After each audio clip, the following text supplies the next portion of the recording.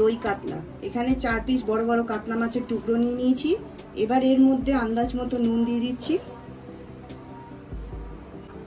আর দিচ্ছি হাফ চামচ মতো হলুদ গুঁড়ো। এবার আমি এটা মাছের গায়ে ভালো করে মাখিয়ে নেব। মাছের গায়ে হলুদ নুন ভালো করে মাখানো হয়ে গেছে। এবার 10 মিনিটের জন্য এটা রেখে দেবো। দই কাতলা করতে আমি সাদা তেলে রান্না করব, তাই জন্য প্রথমে আমি কড়াইতে সাদা তেল দিয়ে দিচ্ছি। তেল গরম হয়ে গেছে, এবার আমি মাছটা ভেজে নেব।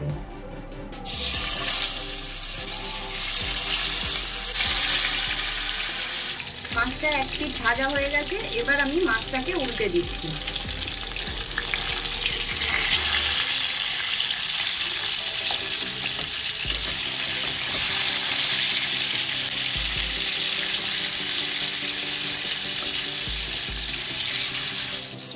মাছটা ভাজা হয়ে গেছে, এবার আমি মাছটাকে উঠিয়ে নিচ্ছি।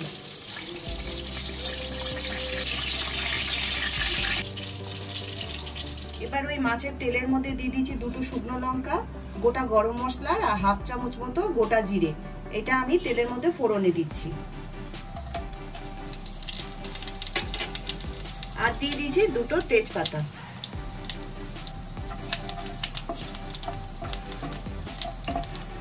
এখানে আমি 2টো পেঁয়াজ আর 5টা কাঁচা লঙ্কা পেস্ট করে নিয়েছি, সেটা আমি তেলের মধ্যে দিয়ে দিচ্ছি। পেঁয়াজটা একটু কষিয়ে নেব। এবার আমি এর মধ্যে দিচ্ছি 1 চামচ আদা রসুন বাটা। এবার মশলাটাকে আমি ভালো করে কষাবো। মশলাটা ভালো মতো কষানো হয়ে গেছে, দেখুন তেল বেরিয়ে এসছে। এবার আমি এর মধ্যে হাফ চামচ জিরের গুঁড়ো, 1 চামচ ধনের গুঁড়ো, আন্দাজ মতো নুন, সামান্য একটু চিনি দিচ্ছি, কেন এর মধ্যে টক দই পড়বে। এখানে এই পেস্টের মধ্যে আমি 5টা কাজু আর 2 চামচ পোস্ত দিয়ে পেস্ট বানিয়ে নিয়েছি, এইটা আমি এর মধ্যে দিয়ে দিচ্ছি। এবার মশলাটাকে একটু ভালো করে কষাবো।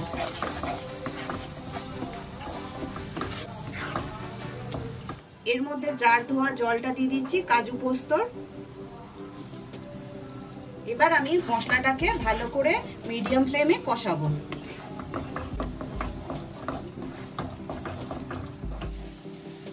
মশলাটা ভালো করে কষানো হয়ে গেছে, দেখুন কাজু পোস্ত সবকিছু দিয়ে ভালো করে তেল বেরিয়ে এসছে। এবার আমি এখানে 1 বাটি টক দই দিয়ে দেবো। এবার আরেকটুখানি আমি কষিয়ে নেব।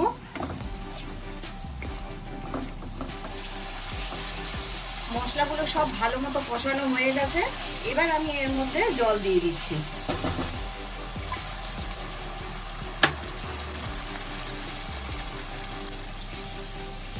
ঝোলটা আগে একটু ফুটতে দেবো।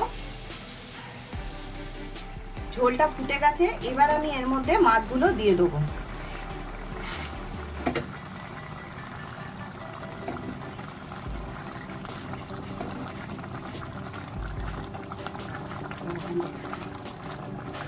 এবার আমি চাপা দিয়ে একদম লো ফ্লেমে 5 থেকে 10 মিনিটের জন্য মাছটা আমি সিদ্ধ হতে দেবো।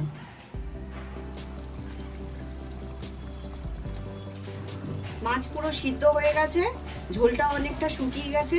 এবার এর উপর দিয়ে আমি এখানে 4টে কাঁচা লঙ্কা চিড়ে নিয়েছি, সেটা আমি দিয়ে দিচ্ছি।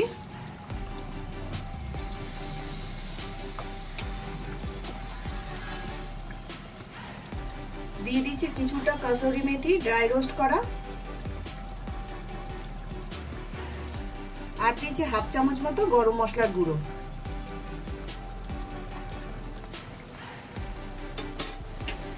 এবার একটু নেড়ে নেব। আমাদের রান্না হয়ে গেছে, এবার আমি প্লেটে নামিয়ে নিচ্ছি।